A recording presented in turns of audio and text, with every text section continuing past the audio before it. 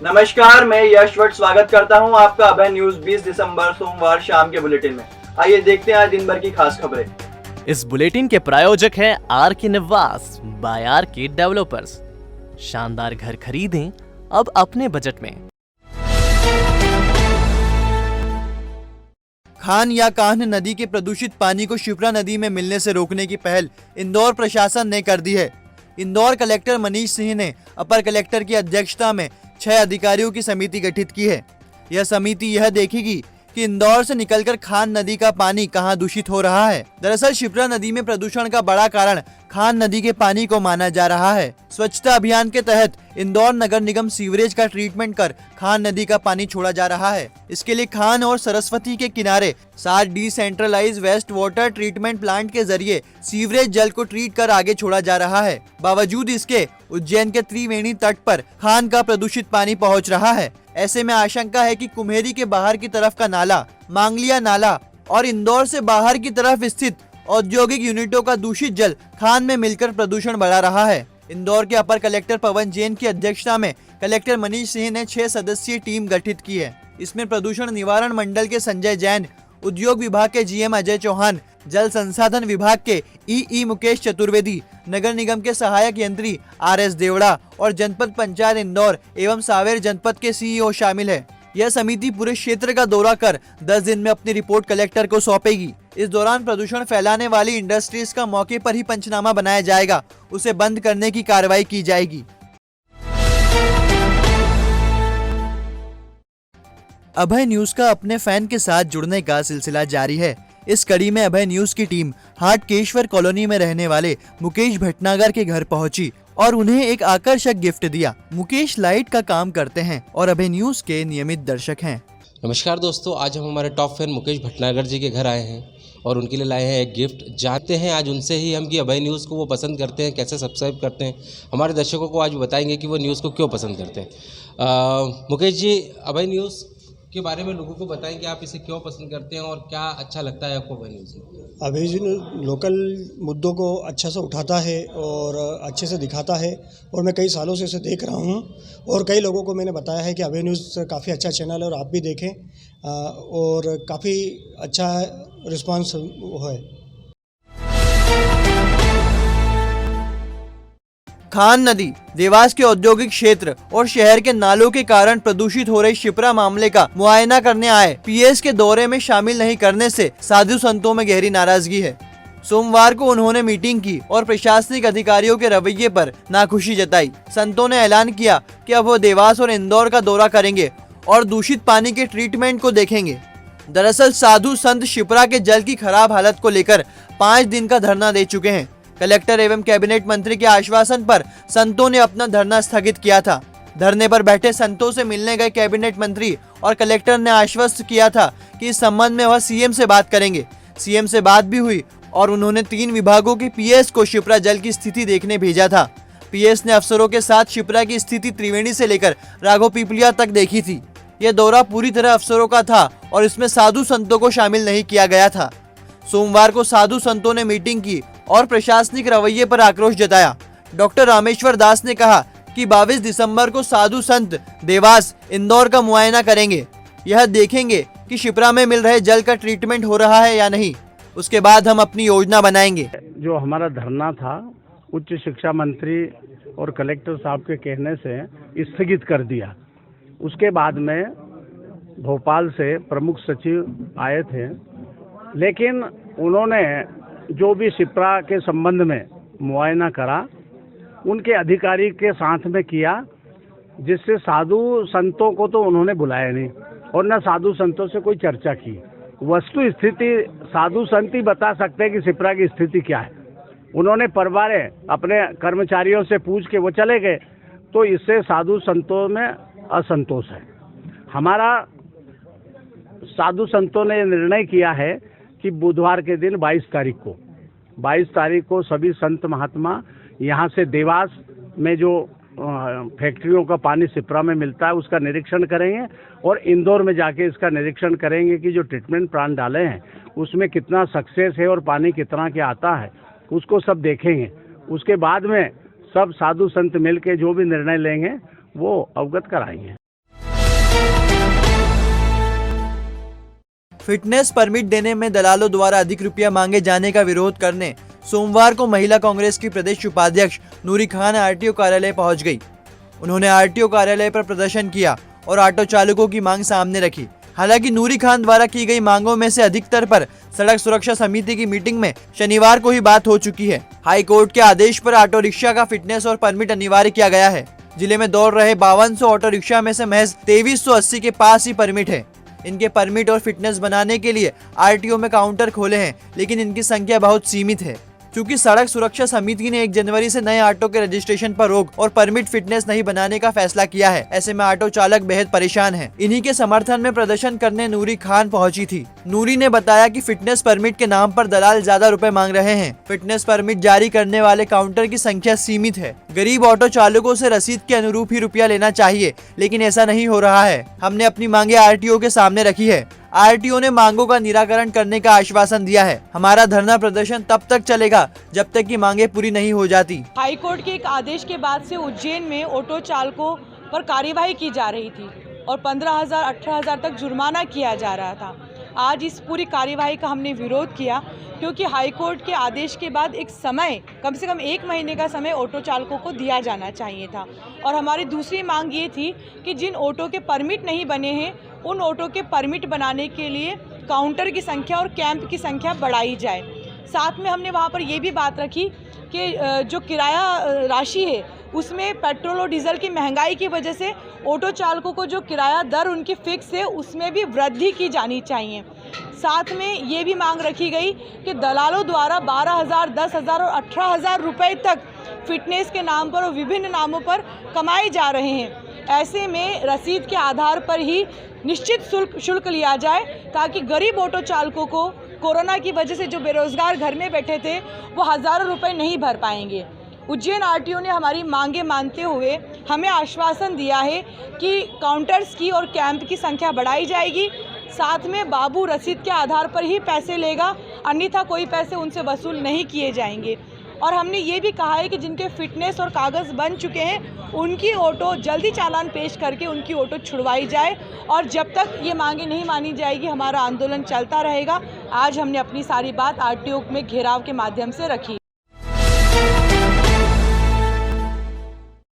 महाकाल मंदिर जाने के लिए 24 मीटर चौड़ा रोड बनाने के लिए नगर निगम प्रशासन 17 मकानों को तोड़ेगा। इसके लिए मकान मालिकों को नोटिस जारी किए जा चुके हैं। नोटिस मिलने से घबराए रहवासियों ने सोमवार को कलेक्टर कार्यालय पर प्रदर्शन किया। इस दौरान रहवासियों ने जमकर नारेबाजी की। गरीब लोगों पे अत्याचार बंद करो, बंद करो, बंद करो, और कहा कि गरीब लोगों पर अत्याचार करना बंद करे। रहवासियों ने साफ कहा कि जब जमीन सरकारी थी तो नगर निगम संपत्ति कर क्यों ले रहा था। दरअसल यह मकान रोड चौड़ीकरण के दायरे में आ रहे हैं। इन्हें तोड़ने के लिए एसडीएम के साथ रहवासियों की एक मीटिंग हो चुकी है, बावजूद इसके कोई हल नहीं निकला। पूर्व पार्षद फिरोज पठान के नेतृत्व में रहवासी कलेक्टर कार्यालय पहुंचे और प्रदर्शन किया।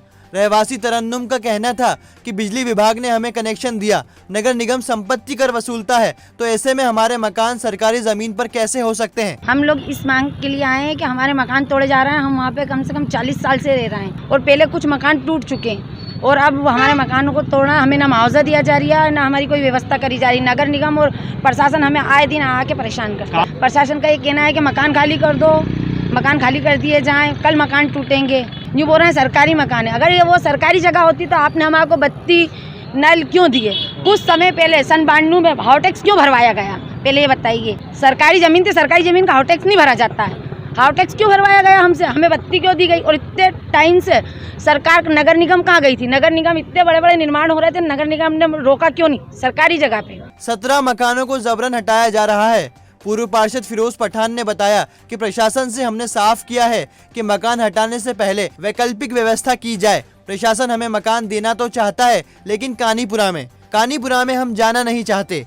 अगर प्रशासन हमें शिफ्ट करना चाहता है तो राजीव रत्न कॉलोनी या प्रधानमंत्री आवास योजना की मल्टी में जगह दे। प्रधानमंत्री आवास योजना की मल्टी के लिए हम आधा रुपया भी भरने को तैयार है।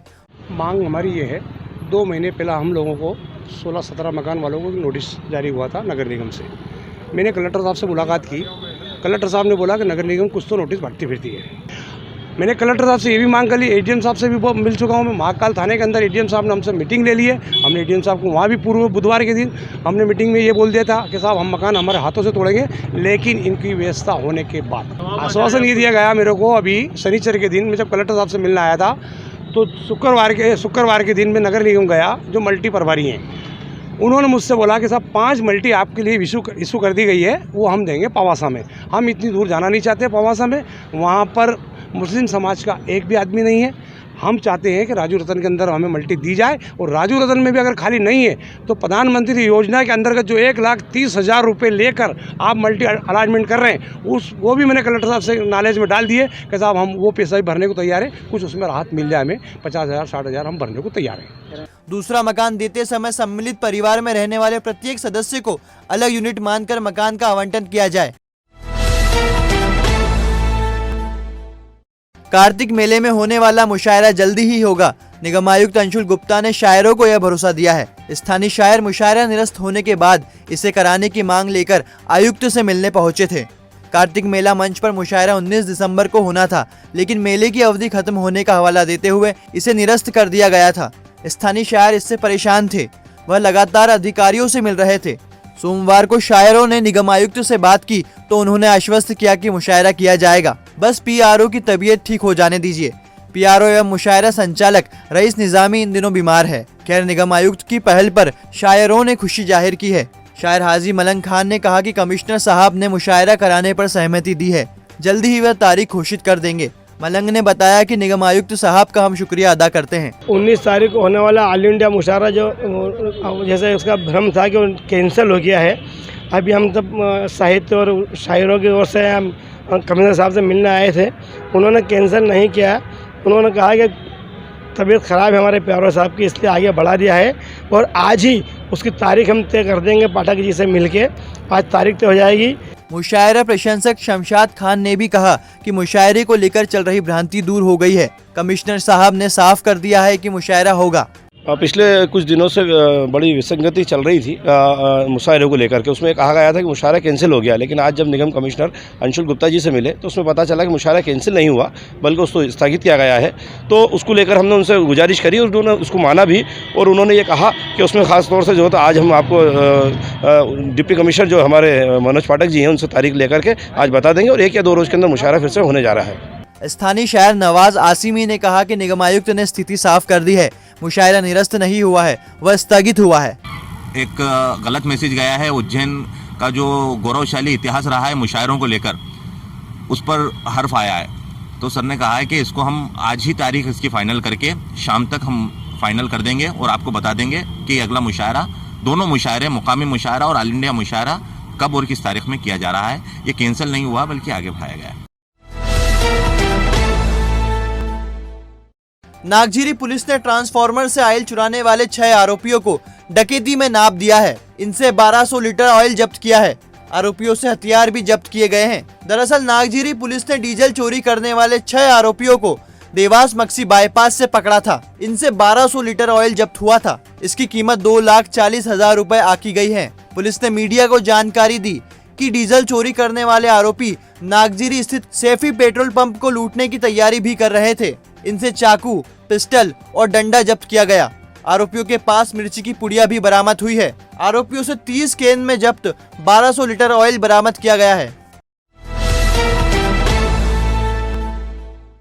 सूर्य के प्रभाव के कारण 22 दिसंबर को साल का सबसे छोटा दिन होगा। दिन की अवधि 10 घंटे 41 मिनट की होगी। चूंकि दिन सबसे छोटा होगा तो रात सबसे बड़ी होगी। इस दिन रात 13 घंटे 19 मिनट की होगी। दरअसल 22 दिसंबर को सूर्य सायन मकर राशि में प्रवेश करता है और इस दिन सूर्य की गति उत्तर की ओर होती है, यानी सूर्य का उत्तरायण प्रारंभ होता है। इस दिन से सूर्य की गति उत्तरी गोलार्ध की ओर होती है और दिन बड़े होने शुरू हो जाते हैं। 21 मार्च को सूर्य विषुवत रेखा पर होगा और तब दिन और रात बराबर होंगे।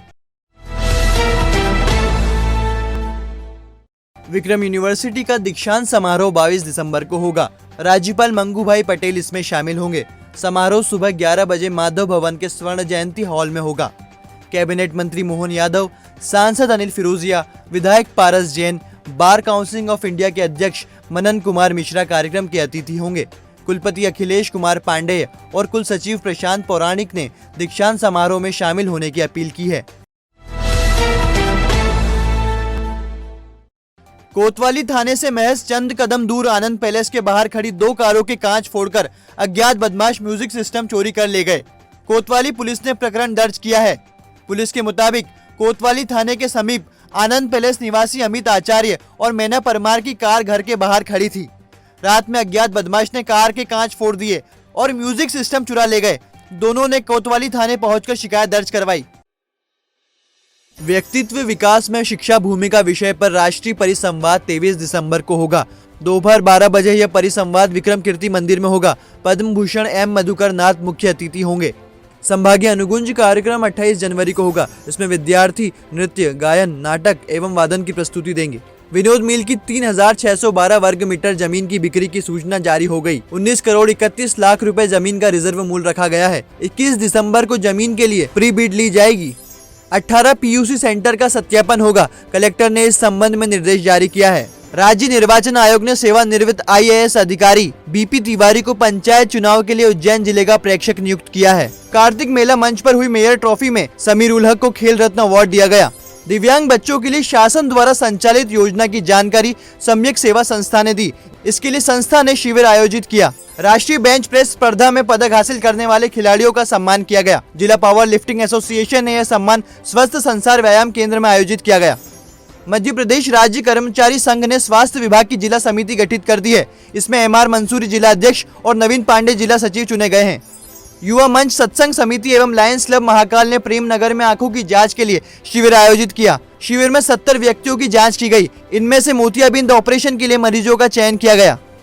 भाजपा ने अपने कार्यकर्ताओं को तपोभूमि में प्रशिक्षण दिया। प्रदेश के संगठन महामंत्री सुहास भगत ने कार्यकर्ताओं को पार्टी की रीति नीति की जानकारी दी।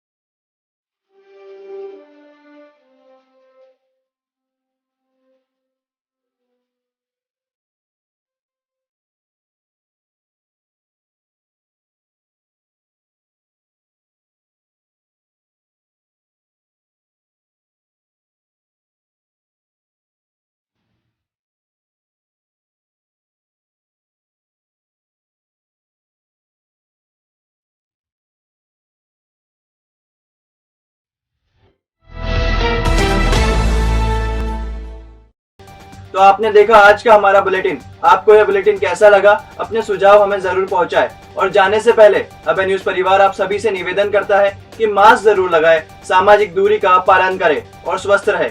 धन्यवाद।